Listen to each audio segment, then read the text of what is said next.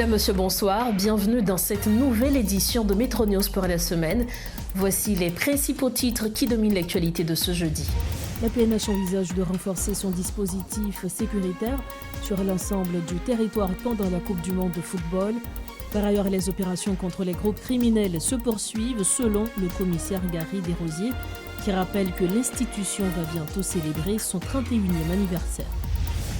Les autorités américaines renforcent leur vigilance à l'égard du trafic maritime lié à Haïti. La garde côtière des États-Unis impose de nouvelles mesures de sécurité aux navires commerciaux afin de prévenir les risques liés aux insuffisances des dispositifs portuaires haïtiens. Également à la une, le Premier ministre Alex Didier Fils-Aimé prévoit d'assister à des rencontres de la sélection nationale lors de la Coupe du Monde 2026. Le chef du gouvernement a quitté le pays ce jeudi à destination des États-Unis en vue d'apporter un soutien officiel aux grenadiers qui reviennent dans la compétition après plus d'un demi-siècle.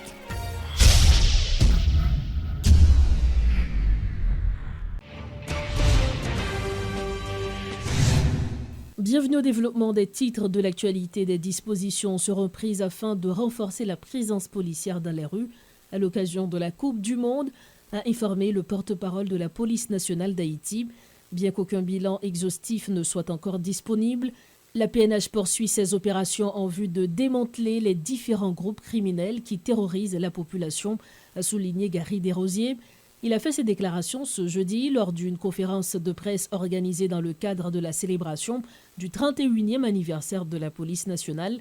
À cette occasion, une messe sera célébrée ce vendredi 12 juin dans les locaux de l'École nationale de police, compte rendu de Réti Fortuné. Alors que des dispositions sont prises dans plusieurs quartiers pour retransmettre le mondial, des inquiétudes surgissent quant à la situation du pays, marquée par le retour en force des enlèvements. Tandis que ces matchs se dérouleront pour la plupart à des heures tardives, les forces de l'ordre annoncent le renforcement des effectifs dans les rues afin de sécuriser les citoyens. Une mesure loin d'être suffisante pour apaiser totalement les esprits, reconnaît toutefois le porte-parole de la PNH. Nous pas qu'à dire sur le plan stratégique combien de monde qui mobilisé, mais nous avons dit PNH là, et que ce soit personnel police là, également administratif là, au niveau logistique, mobilisé pour capable couvrir et pour capable permettre que Mounio capable garder match en toute sécurité pour prendre plaisir et n'a dit Mounio tout. C'est pas le moment pendant l'euphorie ça, pendant le match ça, pendant toute émotion ça, pour que nous sommes en situation de tension. Parce que c'est le pays nous qui a joué et c'est le pays nous qui parle pratiquement devant le monde. Nous croyons que nous-mêmes, nous devons avoir un comportement très civilisé. Gary Desrosiers n'entendait pas communiquer de bilan lors de cette rencontre avec la presse, mais a tenté de garantir la continuité des opérations dans plusieurs secteurs. L'objectif est de pacifier le territoire afin de permettre aux résidents de vaquer tranquillement à leurs occupations, restaurant ainsi l'autorité de l'État dans des bastions restés pendant trop longtemps, la chasse-garde des gangs armés. Ce n'est pas un plan qui concerne simplement pour faire couverture, pour capable rassurer avec la population capable de vivre une belle mondiale, mais tout, équipe de choc et tout ça qui est comme opération, il n'y a pas de camper. Mais nous croyons que la présence là, surtout avec, puisque 1000 policiers qui font sortir là, et ça qui est encore dans notre promotion après, je pense que la grossir PNH là, qui permet que nous sommes capables visibles un peu partout, dans tout département, parce que c'est chaque côté, il y a des places, il y a des gros projecteurs, et il y a un système de sonorisation, et il faut que la police là. C'est donc dans ce climat de chaos que la police nationale s'apprête à célébrer son 31e anniversaire ce 12 juin 2026. L'occasion pour le commissaire de faire le point sur les commémorations au programme, tout en exposant les perspectives d'avenir de l'institution, qui inclut un plan de développement visant à optimiser ses interventions. Au programme, on a dit que nous avons bien une messe Action de grâce, qui est présidée par le monseigneur Sander Jean-Louis, qui est évêque auxiliaire pour Port-au-Prince. Nous n'avons pas gagné une grande cérémonie comme nous fait déjà. Et c'est parce que tout simplement, nous avons gagné l'événement au niveau de l'Artibonite, côté que nous avons perdu 4 vaillants policiers avec un citoyen qui était là tout, mais nous croyons que dans la mémoire de Mounsayo, par moment que nous allons fêter, et pour nous fêter pour nos activités festives, nous allons manger, nous allons boire, nous allons faire musique. C'est vrai que en pile monde, il faut que nous fassions fêter, mais nous croyons qu'il faut que nous soyons conscients et en mémoire de Mounsayo, de policiers et de citoyens, nous ne pouvons pas faire. Néanmoins, en dépit de la fièvre footballistique, l'insécurité persistante demeure la principale préoccupation de la population qui réclame des actions concrètes pour éradiquer ce fléau. D'anciens parlementaires ont exprimé leur ras-le-bol face à la gestion du pouvoir en place.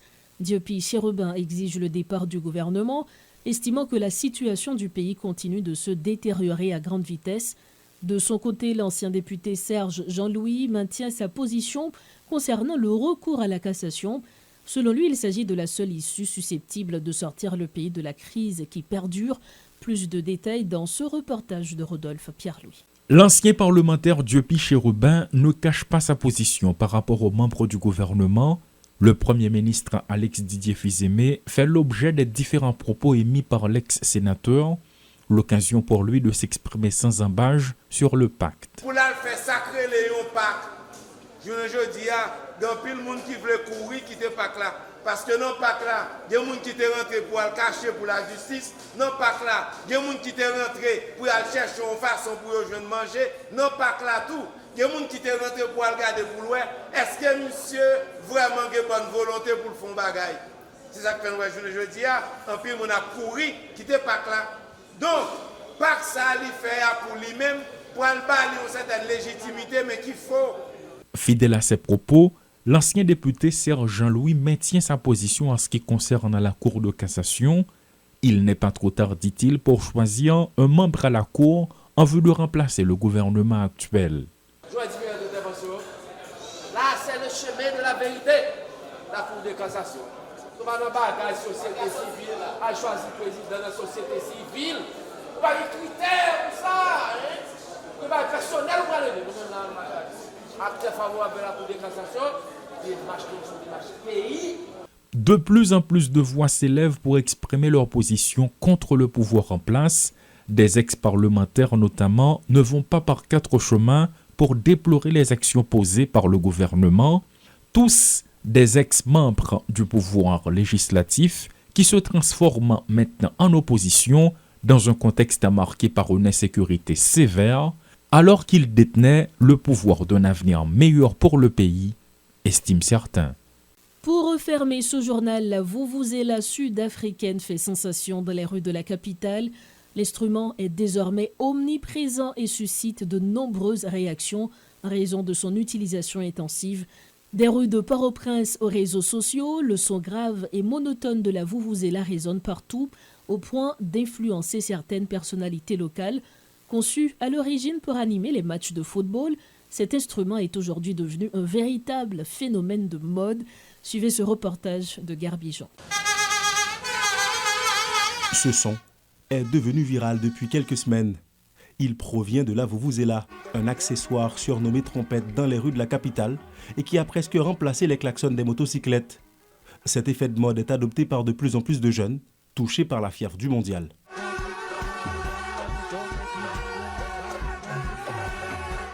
Popularisé en Afrique du Sud lors de la Coupe du Monde 2010, cet objet est étroitement lié à la culture des supporters de football et aux traditions locales. Son nom provient du zoulou et signifie « faire du bruit » ou produire un son de vouvou. Sur les réseaux sociaux comme dans les grands rassemblements, la tendance est largement relayée. Qui plus est, des artistes très influents de l'industrie musicale haïtienne s'invitent dans cette ambiance. Dans des vidéos partagées sur la toile, on peut voir des stars comme Rudy Woodboy, Teddy Hashtag ou L1 danser sur ce rythme à monocorde. Pour certains fêtards, cet outil est aussi un moyen de préserver leur voix lors des célébrations. Côté expert yo, qui ça cause ça y? Dis-moi ça y, on bagaille petit trompette tout le monde dans la rue. Bonne explication. L'engouement est tel qu'en un court laps de temps, les stocks se sont épuisés dans les magasins. Face à une demande en hausse, les prix se sont très vite envolés. Pourtant, ce vacarme exaspère de nombreux riverains qui ont du mal à comprendre l'engouement de la population pour ce petit bout de plastique coloré. Le phénomène continue de diviser la population, toujours prête à adopter les nouvelles modes. Si pour certains le bruit nuit au tympan, d'autres n'y voient qu'un simple moyen d'exprimer la joie que procure le ballon rond. Pourtant, la FIFA a formellement interdit l'utilisation de la vuvuzela dans les stades lors des matchs officiels. C'est ainsi que nous refermons cette édition de Métro News. Merci de l'avoir suivi. On se retrouve demain soir pour une prochaine édition de ce journal. Bonsoir.